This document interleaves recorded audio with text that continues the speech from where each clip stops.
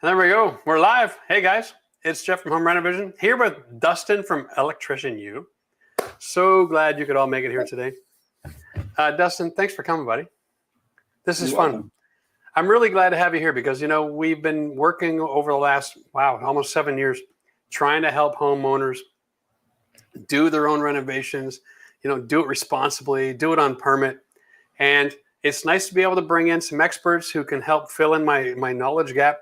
There's a lot of knowledge gap out there, like in the trades experience. The geography has a lot to do with the code, with the rules, with your experience, with your knowledge. And so, Dustin, I don't know, I set up a membership and I try to help people. I answer their questions. They send in pictures. And sometimes I just get stumped because it's just too much, because I know basic electrical, right? But I'm no electrician. Let's just be honest, okay? I can run a string of pot lights. I can pass a code inspection in my own neighborhood in Ontario. I did code on my farmhouse. I've done code everywhere I go. But, I've heard that things are different in other places of the world. So today, guys, we are going to explore all of that because Dustin's got a lot of experience. He's been in different areas. He's from Wisconsin. He's been in Chicago. He's been down in Texas. He's seen a lot. He's heard a lot. He can help us out. So that's why he's here. Because we need help and we got questions and we want to get the answers to the questions. Sometimes the answer is going to be hire an electrician.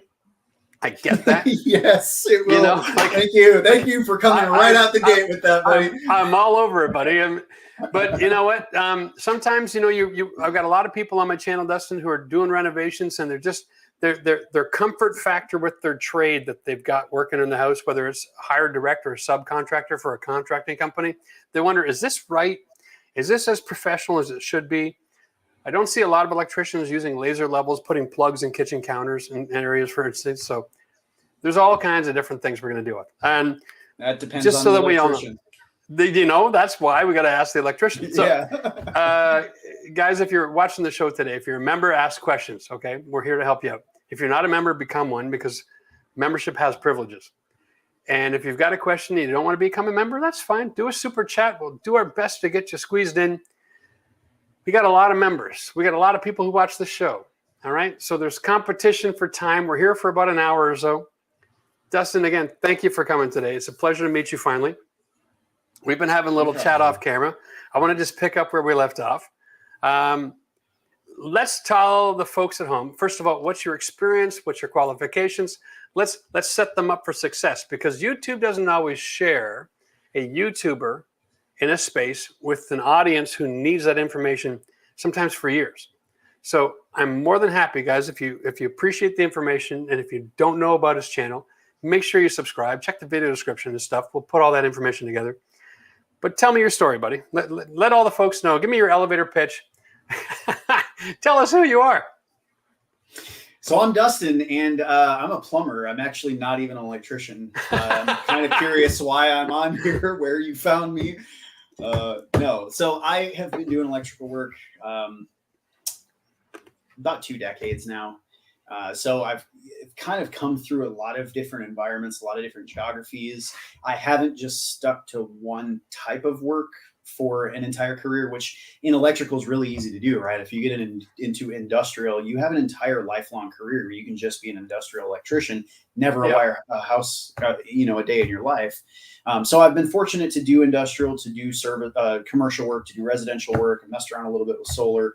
I've been both on the new construction side as well as on the service side. So I've just gotten to see a lot of stuff. And I was really young when I started.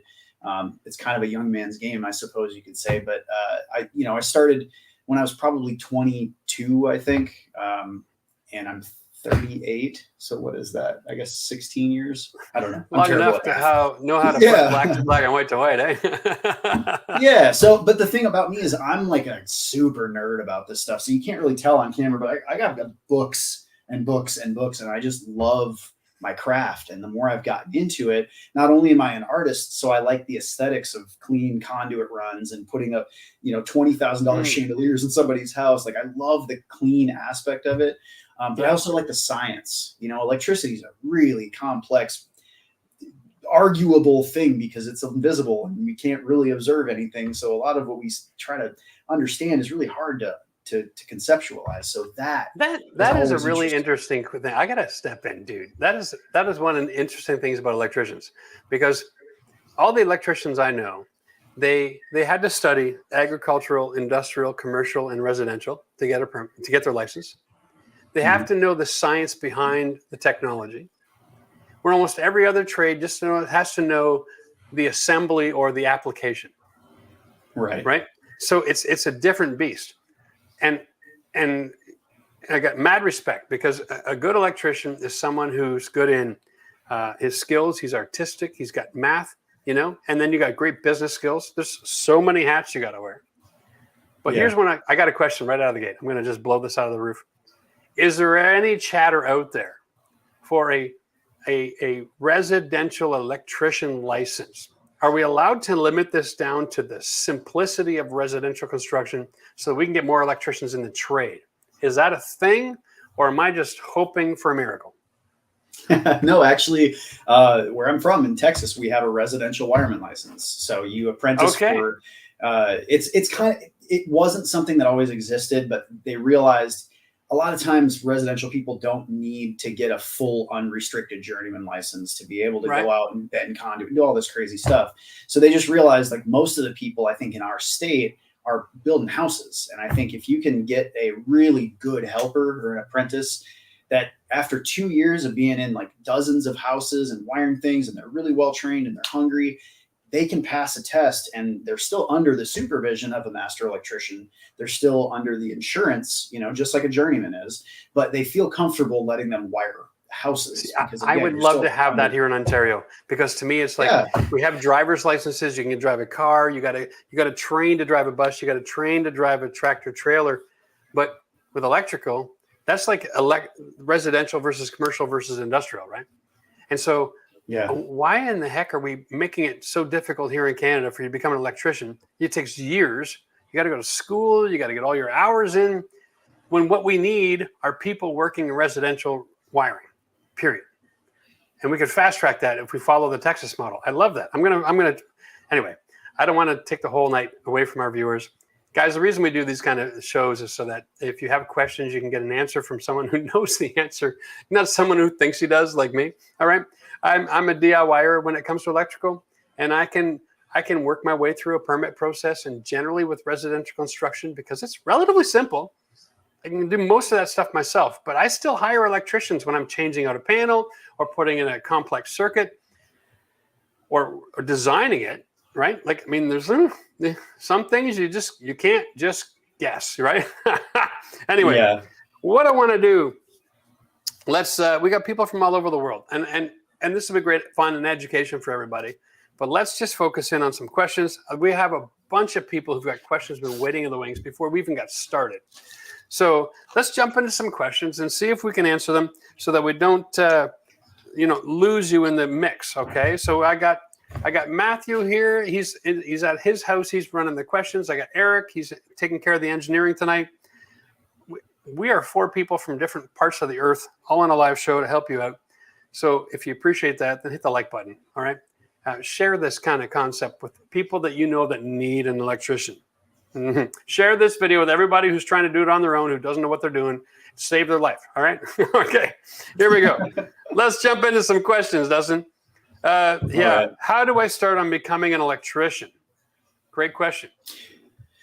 Yeah. So this question, you spoke about all over the world, right? This is going to vary largely on your geography. So here in the States and even in Canada, it's a little bit different with the processes. A lot of places in Canada actually have a schooling component and an apprenticeship component, but a lot of places in the US don't. So in the US, you don't really have to go to a trade school. You just have to go become an apprentice. And a lot of times— slow down. We got to unpack that. I got to unpack that. You're telling me down in the United States, you could literally just become an apprentice and not go to school? So again, in the state of Texas, I went on the Texas Department of Licensing and Regulation. I hit apprentice license, clicked, paid $20. They sent me an apprentice license. And then I started calling companies, and a company that answered was like, "Yep, we're hiring. You got tools, come on, and we'll train you as we go, just on the job every day." So when we talk about we talk about we're missing out on trades. There's not enough tradespeople. Maybe some of the problem and the solution is to get rid of the barriers. Like here in Ontario, we have such a shortage on homes in our province of Ontario. We have more of a shortage on homes in the entire nation of the United States here in Ontario, and because we don't have enough trades. But instead of taking 3 years of school and practical, what if we could just follow that protocol? Wow, you just blew my mind, dude. Because like that would change the whole world. So here's the thing, though. They still have to go through the training for years to be able to get their license. It's just the entry to the job market of becoming a learner doesn't require you to go through school. So there are places, though, it depends on the geography. If you're in Utah, the entire state of Utah requires that you go to school along with your apprenticeship. So you still just call a company and find a job somewhere, and then you go to school a couple nights every week for 4 years. But that is rare. Like that's unheard of anywhere else in the US, except for if you're in a union program. The union's a very similar thing, but here the union makes up the minority of our industry. And it seems to me here in Ontario, it's like the guys that I know, an electrician can only have so many apprentices, and I think it's one, right? And so, or maybe one at a time. So you can have 2 in a year because half the year they're in school, half the year they're on the job. It's quite a restrictor because not everybody who's an electrician wants to have kids running around who don't know what they're doing trying to kill you, right? So like, but if you want to run a company, you got to be able to have hands that are learning, right? So like new construction, it's kind of common to have like 10 apprentices and 3 or 4 journeymen because you just need hands running stuff and then you're training them along the way. But one-on-one, holy cow, that really restricts your industry. Yeah. Yeah. Wow. Okay. All right. Listen, that's enough of that. Let's just jump into the next question, or we're going to be here all bloody night. All right. Elizabeth Horsley wants to know, are many women going into the electrician trade, love working with your hands, can fish wires through walls all day, but don't have the upper body strength to... Where's the rest of that question? I'd love to know. Don't have the upper body strength to... Here we go. Nope. She probably ran out of space to finish typing the question. Move furniture. There we go. Thanks, Matt. Well done, buddy. All right. So what is the difference? Like, I mean, she's got a great point there. How many women are getting in the electrician trade? Is it something that they can be successful at? Should they have concerns? Are there fears? Are there hindrances?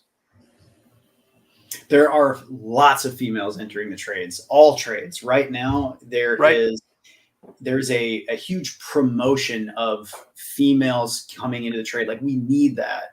And the biggest problem that I think most companies are talking about is the skills gap, the labor shortage that's here.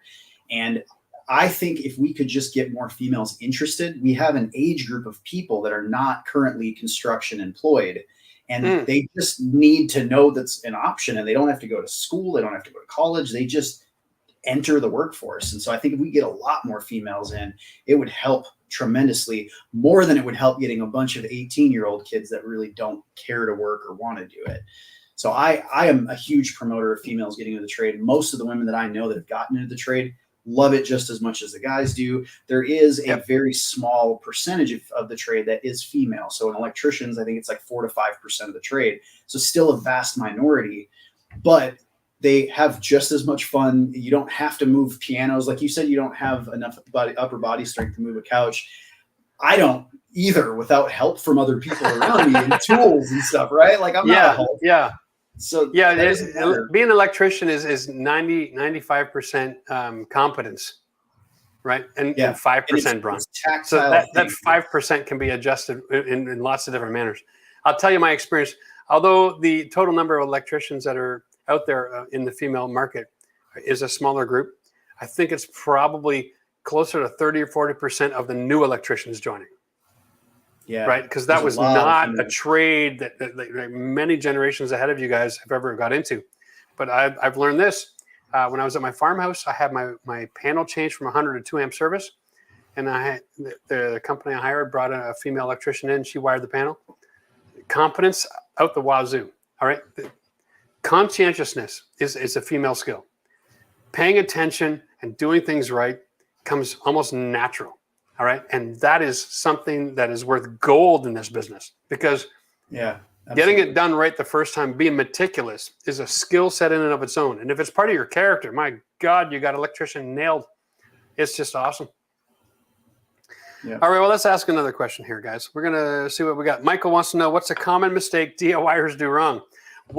A common? We can have a whole night about things that DIYers do wrong. All right, without knowing. Okay, well, let's talk about that. What kind of thing do homeowners do when they're trying to do wiring on their own that is dangerous? Let's start there. Give me a few instances. Okay, well, the first thing that a lot of people do wrong is they don't turn breakers off, and they start pulling switches and receptacles out, and they end up blowing something up. Or they're trying to take a switch out and they put a dimmer in, and they think just because they put a wire nut on the hot one that they can go in there and put this dimmer, and then boom, they just fried a $27 dimmer. Or they shock themselves, they blow something up, and it smokes the whole wall, and now they got to repaint their wall. So the idea of, and this is something I communicate to electricians constantly, is shut the power off. You wouldn't believe how many electricians work on stuff live all the time, because it's just like, dude, I don't want to figure out what breaker it is and go outside. Yeah, I get it. There's a comfort factor that comes along with it, right? I've done live work all kinds of times, and it's just like, yeah, you get away with it most of the time, but every once in a while, it's like, hello. Yeah. So to your question though, where does the line kind of stop then? Where should homeowners be doing work? Because out at a panel, you take a panel cover off, you're not de-energizing the entire panel to maybe swap out a breaker. And I think you should, but a lot of people don't realize like how the whole system works. And when they shut one thing off, how does it affect other things being shut off? And a lot of people are using those, I don't have one, using those little wand ticker, the thing, I call it a ticker. It's a tick tracer. Oh, it's like a proximity tester or something, right? Yeah, a non-contact voltage tester. Yeah, they just go up, it's like beep, beep, beep, beep, beep, beep, beep. And it's like, that's not a tester. That's not actually telling you anything. And they're about as reliable as a weather report for next week. Yeah, absolutely. So stop using those. So That's great. If you want to know, did you kill the breaker to your light above your head so you can wire your light fixture? But if you're around more than one wire, you just can't trust those things. My God, good point. Yeah, turn your breakers off, guys. And if you don't know, get yourself some headlamp and turn the entire system off. If it's not marked right. Like there's no reason to take a risk there. Yeah, there's no reason to take a risk. So, okay, Steve here, he's one of our members here. He wants to know, if I do my own electrical, will insurance cover anything if there is a fire? Well, that's an interesting question. Who is insurance, though? Who's insurance? Yeah, Steve, I'm going to put it to you this way. If you do your own electrical on a permit and the Electrical Safety Authority passes your work and then there's a fire, yes, you're insured. If you don't, ding dong. Yep, you got it. It all comes down to permit process. So everybody's going to have a different level of capacity to do their own wiring, okay? And you can't just say, oh, I'm just going to do what Jeff does, because how many different electrical codes are being followed in North America right now? Dustin, talk to me. How many of them are being followed? Yeah, like what different levels of code is there out there? Like we've got some people following 2008, some people following... Oh, yeah. Right? So you can't even take current information. If I did an electrical video today and I uploaded it tomorrow, half of North America would still not agree with what I just did. And so when it comes to liability, get a permit, get the inspector out there. They're your friend, not your enemy. Make sure you're in compliance so that you are protected. All right? End of discussion. All right, next question, guys. Tiffany wants to know, does a microwave/hood need a dedicated breaker, or can it be tied into a regular receptacle like a circuit, like 1 of 10? Does a microwave or hood need a dedicated breaker, or can it be microwave/hood? You know those microwave hoods? They're like a little unit that go above the stove, and they've got the fan and the microwave all connected. Does it need to be a dedicated circuit?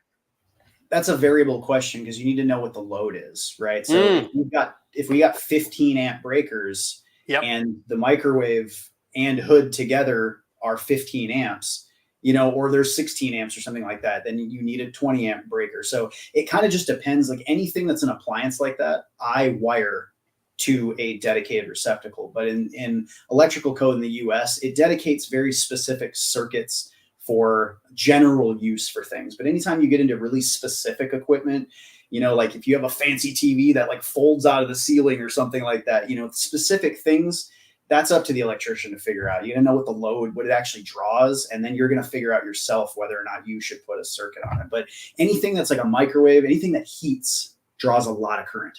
Things that are cold, I'll tie them all in with a bunch of different things. Depends. But most of the things that heat, that draw a lot of heat, I run a dedicated circuit for. So when you get into older houses, you're going to find that the hood was part of a circuit because it didn't have as much load. And when we talk about load, we talk about, imagine you have a minivan, okay? And it's a 7-passenger car and you've got 7 plugs. And now you want to add a microwave. So now you want to stick 12 people in that car. All right. It ain't going to work. All right. Just think of it like that. So if you have a modern house and your power and it's labeled on your breaker and you turn it off and nothing else turns off and it's dedicated to that, then great. You can probably get away with putting a microwave hood fan. But you can't just put a microwave hood fan anywhere because there's a wire sticking out of the wall because it has limitations. You probably have like a small 4-seater sedan going to that hood and not a minivan. All right. Just so you know. And DIYers, guys, homeowners, do you know how to calculate your load? Do you have the tools? This is a perfect example of why you could have an electrician come in a situation like that, okay? Because they do have the tools. They can test the load, and they actually have the technology to go, yeah, there's lots of room, or no, we got to run a new circuit. All right? Is that fair enough to say? It's kind of like the clown car. You just don't want to do it because if you overload your circuit, if you overload your circuit, you're pulling so much power, you're causing heat, and you're going to have a fire or a melted wire somewhere. And that's just, it's not worth the convenience of warming up last night's dinner. Yeah. And on that note, very quickly, microwaves are generally portable things. So I know a lot of people will put them in a fixed space, but generally we put small appliance branch circuits in kitchens. We put 2 of them at a minimum, but a lot of people take a microwave and put it on the counter and plug it in, and then they might move it and plug it in. So it's already kind of the idea that these things draw a lot, but we're going to move them around. So that's why in code, we don't have like a microwave code. Yeah. Well, those microwave hood fans, they're not very efficient anyway. They're always loud and they don't pull enough air. Oh yeah. So just erase that from your design option. All right, let's get another question in here. Joe wants to know, he's considering installing an exterior mounted gable vent fan. Could I run the wires through an exterior mounted conduit up the side of the house? Anything else to keep in mind? Yeah, absolutely. It depends on where your service is at. So I always evaluate when I go to a customer's house, when they want me to tell them whether or not something's possible. The first thing I do is when I'm walking up, I look to see where's the electrical service, and is it a crazy thing where I got to go all the way around to get up into a soffit to do it? Is it a first story, second story? Do I want to get up on an extension ladder to do all of this? Or is the panel somewhere that shares a wall that's common that I could get up in the attic and drop down a wire and just do everything through the attic? So it just depends on what your house looks like. I would need a lot more information. But at the end of the day, conduit. Residential code allows you to run a wire in a conduit outside the house. That's the safest way to do it, right?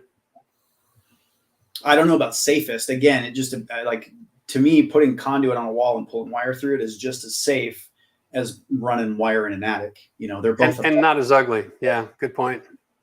Yeah, I like to stay away from conduit because if I can make your house look pretty and stay pretty the way it was, and you not even know there's stuff running anywhere, that's the way I like to do things. Yeah, that makes sense. All right, cool, very cool. All right, next question. 1975 concrete house in Puerto Rico with metal conduit. Okay. Been to Puerto Rico. Love that place. Great food. Using mostly 2-wire for all circuits. Klein plug indicates it's grounded. Would I still need to put a grounding pigtail into the metal box? Hold on, I got to read that. Oh, nerd out, dude. Yeah, have a second read. Yeah. All right. So using mostly 2-wire for circuits, Klein plug indicates that it is grounded. So I'm assuming that you are not talking about the word grounded as the electrical code talks about it being grounded, because a grounded actually means a neutral. It sounds like you're saying it has a ground, which means it is 3-wire.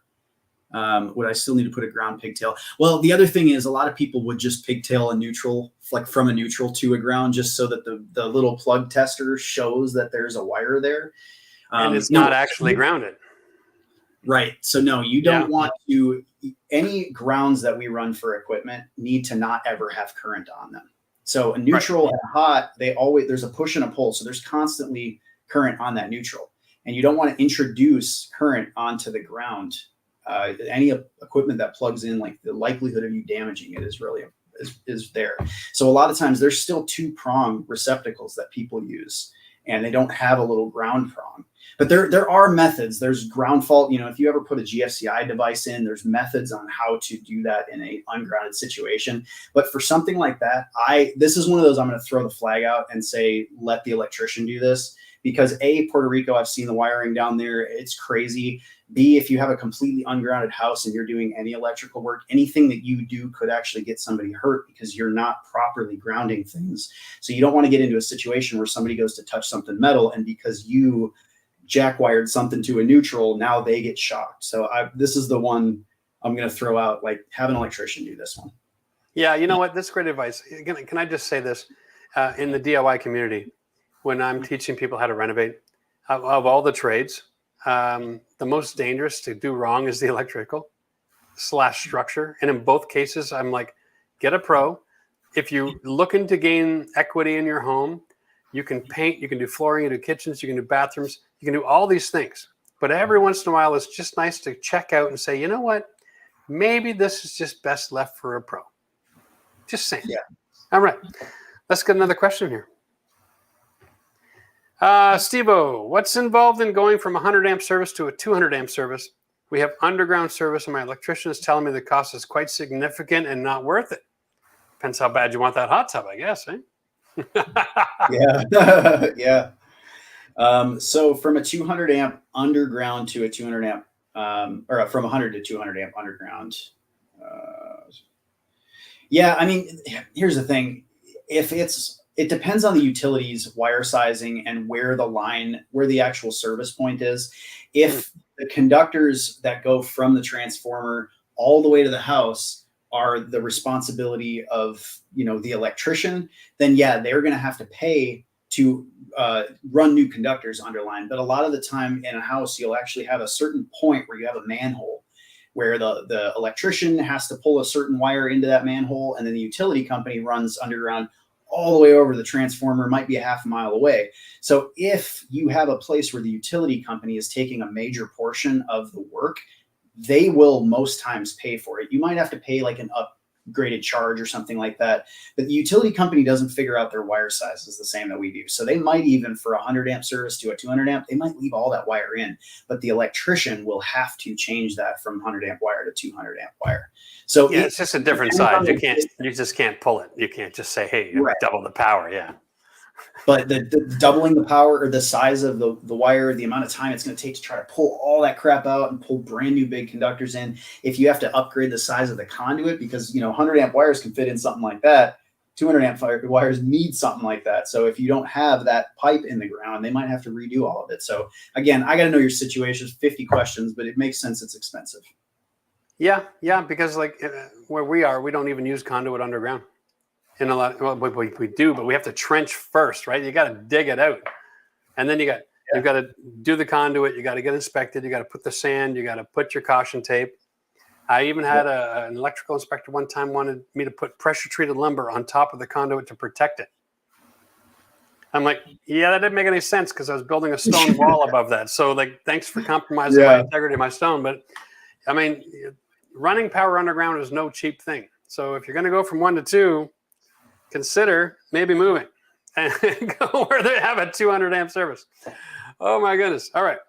Let's see what else we got here. Jeffrey Roy, he's got a 15 amp breaker that trips easily. When breakers go bad, will they trip easy? That's a great question. So again, my first thing is I'm always asking more questions. Yeah. Is how old is that breaker? What is the brand of the breaker?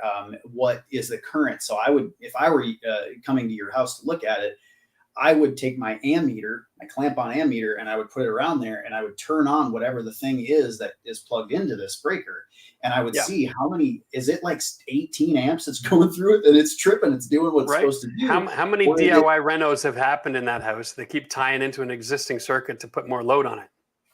Yeah, and then you don't know too, if you're checking it, you don't know if maybe another light turns on somewhere else, and they got this thing in the middle of a wall. There's a buried junction box going out to 6 other things. So again, for that kind of a thing, you really need an electrician, but the best thing to do is at least check what the amp draw is on that with the load on.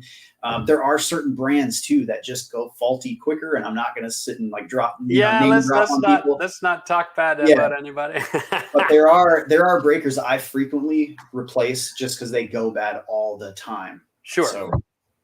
And you know, you get what you pay for. The quality is an issue. But at the same time, if the circuit's never been compromised and it's always tripping, then if no one's ever compromised the circuit, maybe it was just put in at such a point where the breaker is faulty. And all I know is from my experience is once this breaker starts tripping on a regular basis, it tends to, it's kind of like, you know, dislocating your shoulder, right? You're never quite as strong again. Right? Yeah.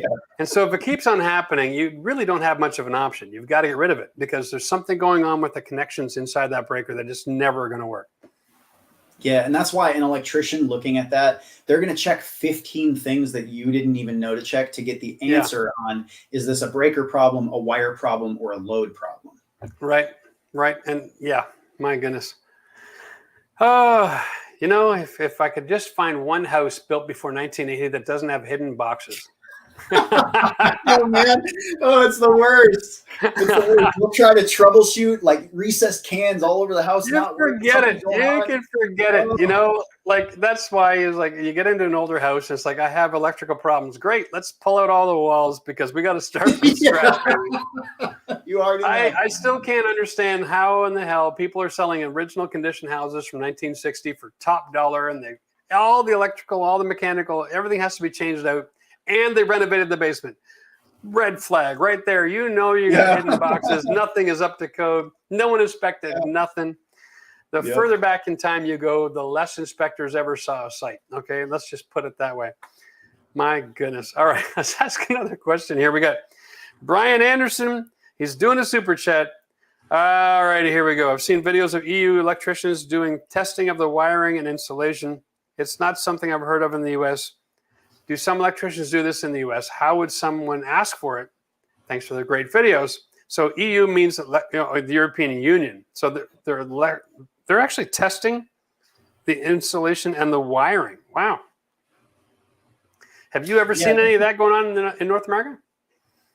Yeah, so we do it for different reasons. So I don't know European code. I don't know a lot of how they do work over there, but I'm imagining that they're talking about checking large wires, checking underground wires, checking transformers, motors, and that's all stuff that we do here. So we have to have a high resistance meter, and it's called a mega meter or a mega ohm meter, but it essentially sends a high voltage signal through the conductor, and it pushes enough pressure through that conductor that it can actually see if there's any insulation that's broken down and if there's any current that leaks through that. So we do that for very specific situations.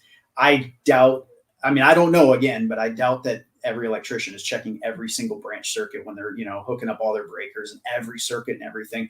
Maybe they do. I'm just not sure, but I'm sure that if they're doing that, they've probably got some kind of crazy multimeter or something that's like a very easy process for them to go through and make sure that that's the case.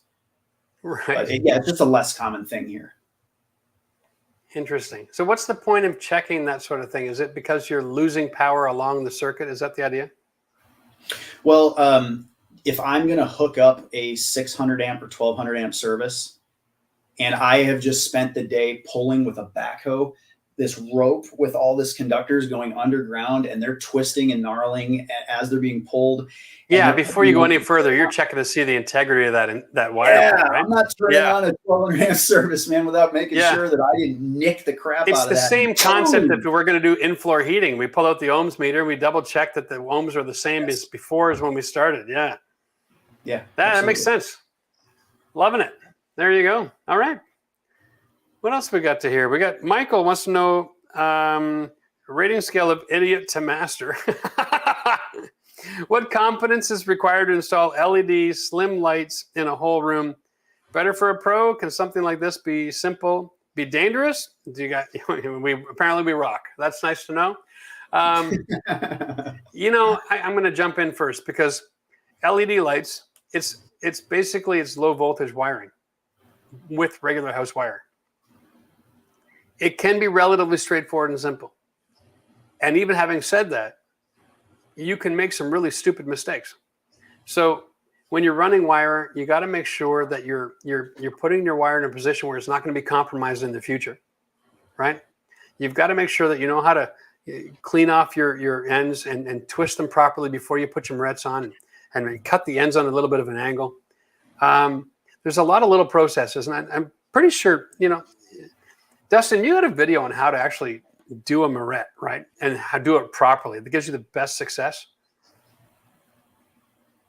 A moret? What is a moret? A moret. Oh, like the twist on cap, sorry. You call them morets in Canada? Morets, yeah. Oh, isn't that crazy? Wire nuts, yeah. You call them wire nuts? Oh my God. Okay, yeah. So welcome to Canada. We call them morets, yeah. Yeah, yes, isn't that fun?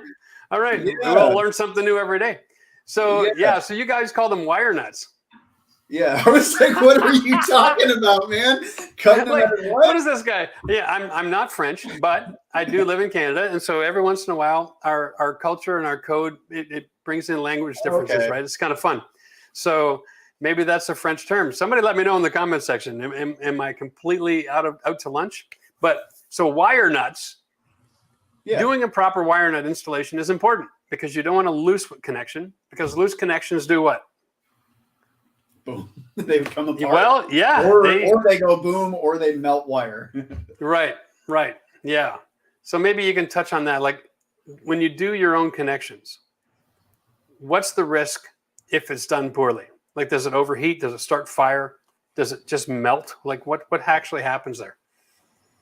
Well, there's several different things. So the question was about LEDs, though, right? Is that right? But even an LED, you got to bring a 14-2 wire to it, right? And if you don't make the connection proper, what happens? Oh, yeah. So there's a bunch of different things that happens when you don't make a proper connection. If you're using stranded conductors, for instance, and you let any of the strands out and you put the wire nut on and there's still a strand sitting out there, that can short against something and blow something up. It can get you shocked if you're working on something and you think it's not live and there's a wire sticking out. If you don't get things tight enough, I've seen so many times where homeowners have put wire nuts on recessed cans up in attics, and you'll have a couple of the cans not working and a couple of them will, or they wired something in a weird way that the cans are completing the rest of the circuit. So half the receptacles don't work. And when you go up and start opening the boxes on the cans, you see all they did was take the two wires, set them next to each other, put this on, put about stick on the nut, and walked away. So they just backed out. Or I've seen the same. They back out and they hit the metal can and blow up. Blow up. So this is the crazy part, because as a homeowner, you can actually wire your own house, and you pass your rough-in inspection if the wire's in the right place and it's installed safely. And then you pass your final if he walks through and turns on the lights and all the lights come on. That's not a guarantee they're all wired properly. Right. So thank God, at least you passed your permit, so your insurance will hold up. But the electrical inspector isn't pulling anything out and opening your box and checking to see how you wired your box, generally speaking. Now, I did have one inspector who was really thorough and made me open up a box, wanted to see how I made all my connections. And I thought that was awesome, because they really are there to make sure that what you were doing is safe. And so once they knew how my process was, they were confident that it was going to be good. But generally speaking, these they flick the lights on, lights come on. Well, you must know how to run power. But that's not always the case. What works for 5 minutes doesn't always work for 5 years, does it? Oh, my goodness. All right, guys, let's get another question up here. Chris wants to know, he loves Wagos. Okay, let's get into it. But I also love passing inspection and looking like a pro. Here they still use bulk morets. Canada, and passing is easier when you use them. What are your thoughts on Wagos versus wire nuts? So you should go to my channel, Electrician U, and I have a video called Wagos versus wire nuts. And Nice. honestly, it's just preference. Like a lot of our recessed cans come with Wagos already in them. A lot of the ballasts that we They put, do, yeah. like Home Depots and stuff like that, the ballast, we put Wagos on them. If we're wiring receptacles, the common thing in the US is just to use wire nuts for everything. We bend hooks around screws. We don't stab things into the back of devices, because in 30 years, you're going to have rooms that stop working. That's a huge problem in houses in the 70s. But in general, Wagos are still a good wiring method. It's just a preference thing. And most of the time here, everyone uses wire nuts. So that's an interesting question, because we run into this in when we're dealing with our receptacles, because we can wrap the wire around the screw, or we can take the shield off the wire and insert it right in the back of the receptacle, right? We'll do that. I know, but they're both legal. I know. So, right? It's kind of like, okay, yeah, so the speed limit says, 70 miles an hour, and you can do 80 and you won't get a ticket, but it's a hell of a lot more dangerous, isn't it? Well, yeah, I mean, it's kind of like, sure, I can weld, but when you look at my weld, is it going to keep the thing standing up afterwards? Are there going to be problems? So like, my philosophy is, the reason I twist things together, right, is I want all those conductors to have the maximum amount of surface area that they can. And I want them bound tightly. So even if I were to take the wire nut off and I'm yanking, they will not come loose. It is a great method for ensuring long-term continuity with something. If I have a receptacle and there's a screw, I'm going to bend a hook around, because the surface area that I have in contact with that surface and the leverage with that screw is holding on, it ain't going anywhere. It's solid. There's stuff from the 20s still screwed in today, and it works just fine. I'm going to jump in. I got to tell you this too, because when you take a look at a receptacle and you put a wire straight in the back, okay, when you push that into the wall, all of the stress is in that one point right at the edge of the receptacle. And not on the whole conductor. No. And so when you wrap a screw, the wire is kind of curved coming off of that. And so the stress is moved over a length of that wire. But when you put it in the back of the receptacle, it just goes, and it goes like that. And anybody who's ever been dealing anything with screws or nails or metal or wire, if you go back and forth 3 or 4 times, it just snaps right off. And so that's the most common failure with that kind of receptacle, is when you stick it in the back, you push it in, I have to make an adjustment, you pull it out, and then you put on, I set the plate, now it's sitting nice and flush with the wall, great, but you've moved it 3 times in the last minute and a half, you've increased the heat, and you've broken the wire, and you didn't even know it. So the next guy comes along, sticks something in the wall, unplugs it, that little jiggle is all it takes, the wire snaps, boom, you blow it up. And that's what happens. And that's what the electricians that I know say, we don't ever use those things. They shouldn't even be allowed in code. They don't even understand why it's allowed at all. Because it's UL listed and tested. They go through an extreme testing process through UL, and it does work. It's just that the more somebody uses a device, when you've got, this is the only contact that you've got on that device, rather than a whole wire nut holding, it moves. Every time you plug in, it moves a little bit, and it just loosens up over time. So houses, especially on those old walls, with you got plaster walls and uneven surfaces, and things are always jiggling around. I know. Anyway, let's get into another question. We could talk about wall plugs all day long, probably.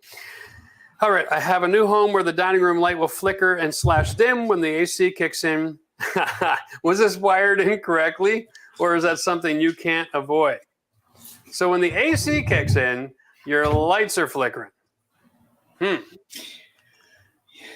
could be a couple factors, right? Yeah. Sure. You could have a whole bunch of stuff wired together that shouldn't be wired together. You could have an extreme load on that where, like maybe you have too small of a service in general. But yeah, when an AC kicks on, it draws an insane amount of current up front. So like if you have a 50 amp air compressor, your air conditioner, when that thing kicks on, it's going to draw 6 times that amount of current right away. And so it depends on how the place is wired, but you'll see little dimming that happens. I was in a house that had a 100 amp service, and it had a 60 amp separate panel in order to provide power, enough room to put the breakers in, right, to do something else. And then another extension panel, another 60 amp out to a workshop. And anytime anybody did anything, all the lights in the house flickered because the whole service was overwhelmed, right? It was just the way it was. Yeah. Oh my goodness. God bless the guy who decided to, power the whole city to 100 amp service. All right. Yeah. Next question, guys. All right, Sev, what's your thoughts on using inline Romex twice buried in a wall to extend a wire? That sounds rather technical. This sounds like an electrician. You want to read through that a couple of times and even be creative with spelling to make it make sense. What is your thoughts on using inline Romex? I don't know what you mean by inline. Yeah, Romex. so sometimes, guys, you've got you got your language is regional, right? You got your own slang. It's difficult to understand. What's a twice buried in a wall? Is that just loops? That's what I don't know. Like twice buried. I mean, buried is buried. What is? I don't know what twice buried, and I don't. All know right, Sev, if you want, buddy, then feel free to like expound on that question. We'll get back to it a little later. Let us know. All right, we'll get back to you. Oh my goodness. Next question. Here we go. Brian wants to know, what about when my neighbor's heat pump across the street kicks on and my lights dim? You might have a bigger problem. Oh my goodness. Oh, maybe your whole street has an underserviced wire. Oh my goodness. I think Brian is pulling our leg. All right. The shizzle is 42 old to get into the trades. Hell no. I've hated my job for 2 decades. I really wish I would have joined the trades when I was 20. How long does it take to become an electrician? And what kind of money are you making?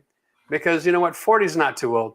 But realistically, when can you start making a living out there?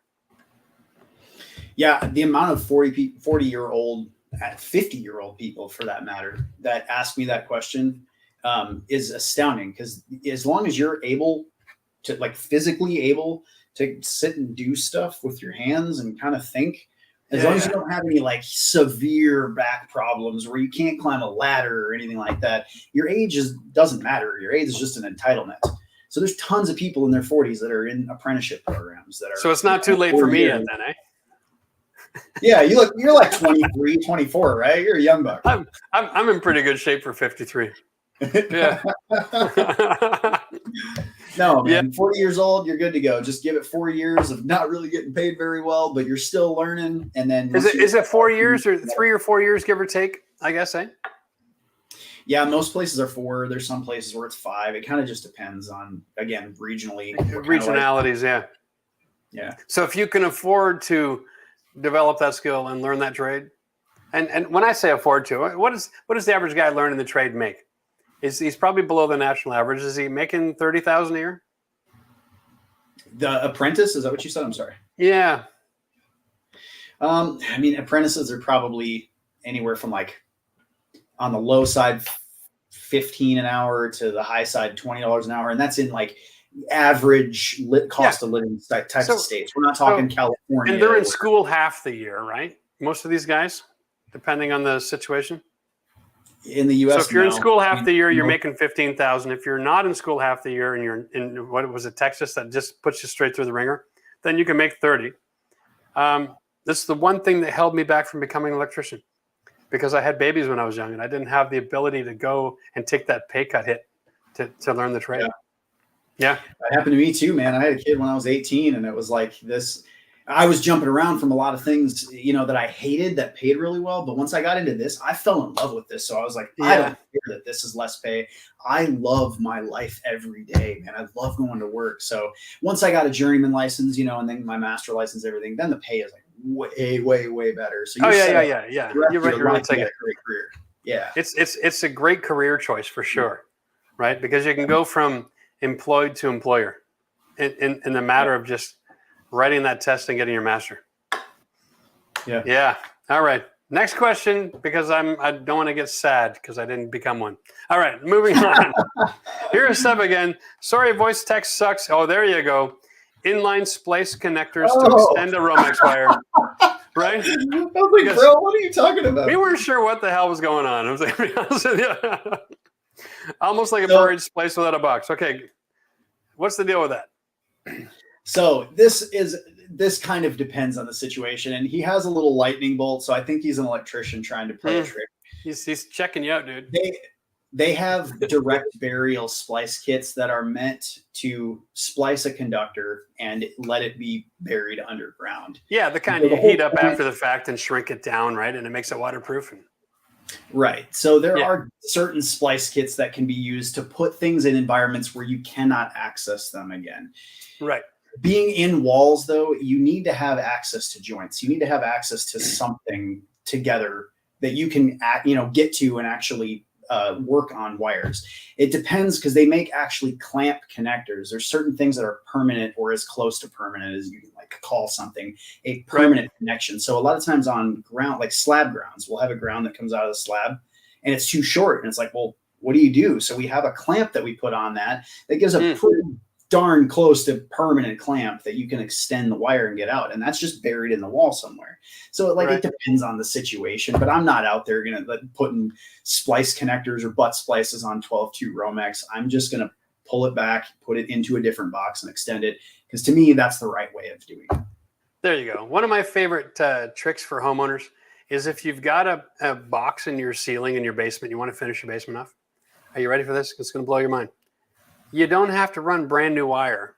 You just have to install a pot light where that box is, because now it's accessible. Yeah.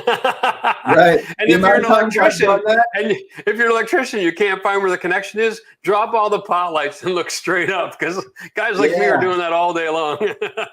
Well, and another thing too is a lot of times you'll have wire that doesn't make it from something, and you can use a box in the ceiling to put a smoke detector in that room. It depends on what the wires are coming into the area are, but you can use smoke detectors to hide junction boxes in ceilings. Good point. Good point. Like that. They're pretty much a low voltage situation, aren't they? Well, most of ours are not. Most of ours are 120 volts. Oh, really? Okay. Yeah. Good to know. All right. Next question, guys. This is fun. All right, Joe. I don't know if this would be an electrical question. Well, if it's plumbing, the answer is no. What is the more efficient, having fewer window ACs that are higher BTUs or more ACs that are lower BTUs in a home? So you're looking at, should you have mini splits, window units, or central air? What's more efficient? God, I would have to, from a BTU standpoint, I mean, I don't know, man. I would look at a situation electrically to figure out how much energy is being converted versus how much the cost of the electric is for you to convert that energy. So that's a very complex question, actually. We have a certain amount of watts, and watts, all that just means is the amount of energy that's being transferred from mechanical to electrical or from electrical to mechanical. So that can vary. I can have high voltage and run very little amperage and have 100 watts, or I can still get 100 watts running a whole bunch of amperage at very little voltage. They all convert together. So I'd have to actually sit and see what is the size of every single AC? Are they all 208, 240, 120 volts? What's the current? How much wattage? All of that has to do with it. So a car is not a car. You can have a Gremlin or a Lamborghini. It really all comes down to, how much power is being sucked to create how much cold air, right? Right. Yeah. I mean, if you have a huge truck pulling a bunch of, or something massive, pulling a house, or you got 16 cars pulling that same house, it's how much, you could sit and figure out how much gas is each car running, how much is that diesel, how much, is being consumed to pull this thing by all of these things. But because Lord knows there's all kinds of inefficient machines being sold on the market. Yeah. Right. And they're sold cheap. It depends. And there's a reason for that. Yeah, no, fair enough. I love it. My God, how are we doing here for time, guys? I got to make sure. 5:55. All right, we're moving into some rapid question answer period here, okay? We're going to try to keep it short and sweet. We'll get through as many questions as we can before the top of the hour, because I got to have dinner. Damn it, I was filming all day. Out in the sun building another shed. It's going to blow your mind. Helgi wants to know, what do you do when you know you're getting dirty power from the power company? Chew some Orbit's gum and clean it up. That's my answer. Next question. No. What the hell is dirty power? Anyway, no, Junction Boxes. So go ahead. Tell me. Oh, I was going to say dirty power is actually a real thing. You're going to be getting dirty power, but that's a much longer answer. And the answer to your question is there's nothing you can do. Okay. All right. Are junction boxes in attics allowed? Yes, because attics as are long as you can accessible, see can get them. in it. Yeah, they got to be accessible. Everything has to be accessible. So as long as you can go into your attic and you can see the box. And what I do when I'm doing attic boxes, I actually label it and tell them what it's for. Help a brother out, right? Right. Now, I will say, though, for accuracy's sake, nothing in code says they have to be visible. They just have to be accessible. Oh, really? I can reach up here and access something that I can't see. So as long as I can get to it, it's accessible. Yeah, so maybe that's just an integrity issue. But for me, if I'm going to put a box in an attic, Right. I lift it above the insulation level. So, like, Yeah. I don't want, Yes. because, like, who the hell's going to find that all buried wire and buried box? Never. That's just rude. All right, what other questions we got? Brian wants to know, he's finding junction boxes in the ceiling space. Does a suspended ceiling meet code for access to the J boxes? Wait, finding J boxes in the ceiling space, does suspended ceiling meet code for access? Yeah, he's got a drop ceiling tile. Yeah, so again, that depends. Like every question you're going to ask me for electrical depends. So is the ceiling a plenum? Is there any air movement in it? There's a lot of different things when you come to ceiling spaces. But if you're talking like residential and you're in a basement somewhere, yes, it's accessible. You can remove the tile and there's boxes. It's not part of the cold air return system like a commercial building is. Yeah. And so they canceled that out because if there's a fire there, then you're bringing the smoke through everywhere, right? Yeah. Yeah. All right. Has the introduction of smart home technologies had any impact on how electrical wiring is installed in modern homes? Yes, and it will continue to. Now they're thinking about doing PLCs, which are programmable logic controllers, which now instead of having all these huge Lutron panels and lighting control systems to control all your lighting and do everything through an iPad, turn your TV on and all your music. You can actually have a brain now. It's just a computer essentially that you can program logic into the house. So it automates everything by itself and it's really efficient. You can control way more with it. And I think that's the trend of where things are moving. Yeah. Your house is going to get smarter than we are. I'll tell you that right now. All right. Breakers, panels, all of it. Aphrodite girl, seen recommendations when rewiring that if you are going with LED to run a whole floor lighting on a single 15 amp and each room outlets on their own separate 20 amps. Thoughts? Basically, lights and plugs are separate, right? Is that standard throughout the North American region? Now, and this is again like really wildly up to the electrician. There's no code that says you have to do lights on one circuit and receptacles on another circuit. There are codes that say that there are certain receptacles that you need to have on a dedicated circuit, or that's, certain things only cover receptacles. But generally, most people in most homes are just running whatever lighting and receptacles are in a room. It might be two rooms that are all joined together if you got two small bedrooms. Most of that stuff is shared. It just depends, but it's okay either way. If I'm doing a custom home though, that's 40,000 square feet and these people are paying $20 million for this house, I'm going to make sure it's very different, right? Like I want to make sure the plugs by each one of the pillows is on its own circuit and convenience and comfort matters. But most houses. So like when I did my farmhouse, it was an 1880 farmhouse and I rewired everything. I did plugs and lights separate, and my lights, I had all the lights on the main floor on one circuit. And they were all LEDs, and I had 60 LED pot lights. You probably could have had up to 100. Yeah, it was saved up over 100. So that just makes life simple, right? So once you go to LED as your only light on the circuit, you've got over 100 light options, and that just simplifies life, really. So trying to calculate your total load, if you go plugs and lights, it gets complicated. So if you're going to go LED, just put all your LEDs on one circuit, and you can have multiple switches and run your live power wherever you want. But that's just a great way to go, Aphrodite. All right, great question. Thanks.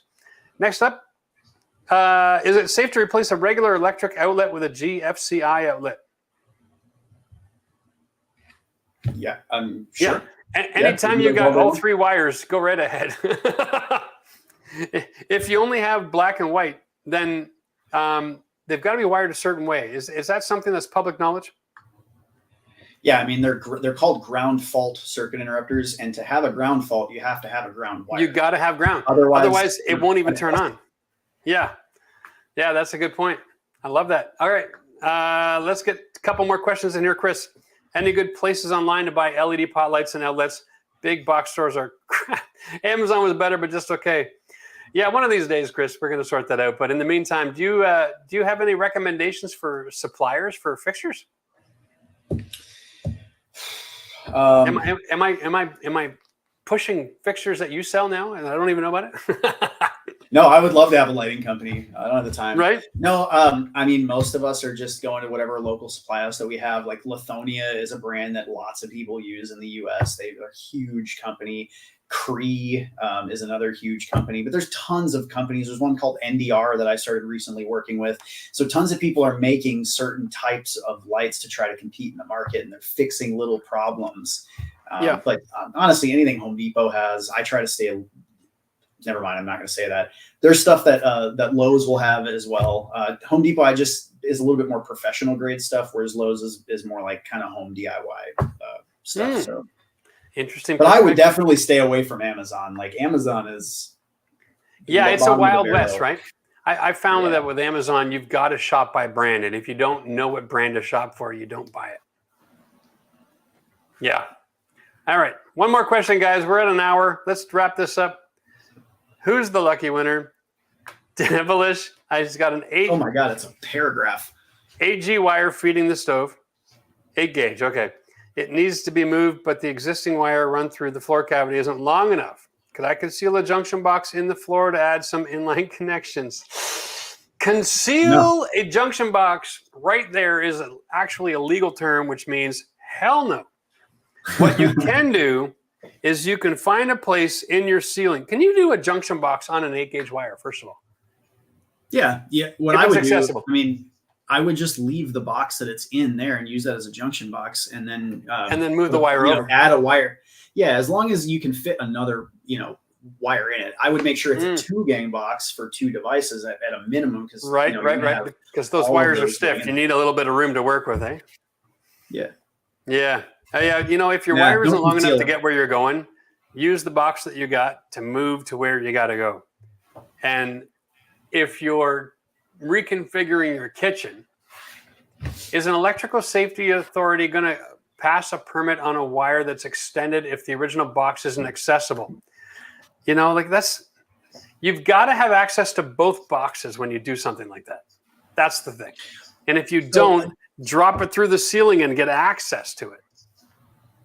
Yeah, there's another kind of creative solution that you could get away with too. When you're talking about concealing things, like you're saying with an inspection process, the language is really important. So conceal is not, as long as something is accessible. So a lot of people will build a faux panel that's removable, that doesn't look like it's actually removable. And as long as you can remove that cover, you can do whatever you want behind there. It's still accessible. I've done this in the past where we've reconfigured, and the stove wire it's mounted on the wall. We put the kitchen box over top of it. We build out with 2x2s or 2x4s and have a hard panel Velcroed in. And we simply inform people that behind that there's a junction box. It's accessible. Communicating that's where it is a good idea. leave a sticky note or black magic marker power source behind panel. But there's a difference between concealing it and making it not accessible. Definitely. Dustin, thank you very much for joining us today, buddy. You're a fountain of knowledge. That's great. I appreciate you. I'm also a fountain of BS, though. So, I mean, you got to kind of take it. It depends on what day I'm on. Well, there you go. Guys, if you got more questions, feel free to ask them in the comment section. I'll tackle them as best I can. And if you need more help with your electrical questions, make sure you check out his channel, subscribe, and watch his videos. He's doing a really good job of giving practical information out there to help you guys do better work and stay safe. Dustin, we're going to have you back because that was a lot of fun. I know we have more questions than we had time, and that's always a good problem to have. All right. Yeah. For everybody out there, thanks a lot for joining us tonight. We really appreciate this. Listen, guys, I love helping you out. That's just all there is to it. I want to see, I want to have 10 million people that we help make like $100,000 worth of equity in their houses over the next 10 years. That's the goal. And you can do this, and you can be your own best contractor. And with Dustin's help, you might even be able to change some of your own wiring. So cheers to next time. Dustin, thanks a lot for coming out. We will see you again soon. All right, my friend. Bye-bye.